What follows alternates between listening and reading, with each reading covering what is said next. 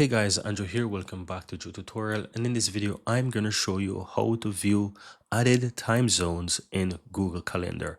So what I'm going to do here, I'm going to walk you through as well the steps how you can add those extra time zones.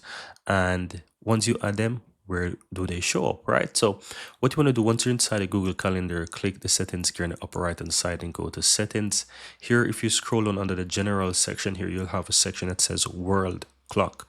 So if you enable this, you can add extra time zones. So you can add as much as you want. So go ahead and click there and you can just scroll through and find a clock. So let's say I want to add lesbian, I can add that. And if let's say I want to add another one as well. So I'm going to go through and possibly add something, let's say more of, on the eastern side. So I'm going to add, for example, somewhere in the US, we can add that. So let's go ahead and find, for example, the US. So we can add Chicago as an example. Yeah, and let's work with those two. Right, so once you add those extra time zones and you go back to your Google Calendar, now what's going to happen is that if you look towards the left hand side, underneath the calendar, you'll have those time zones show up here. And that's where those time zones are visible, right?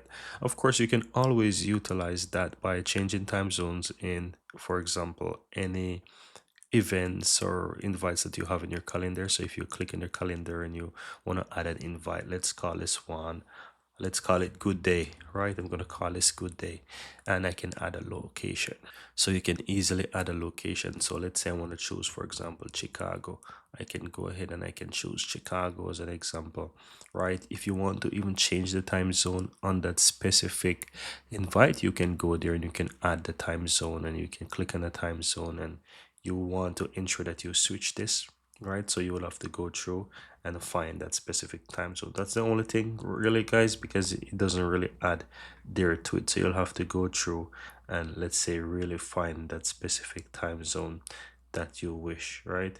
So let me go ahead and see if I can quickly find the Chicago one. Here it is. You can click on that and you just basically click on OK.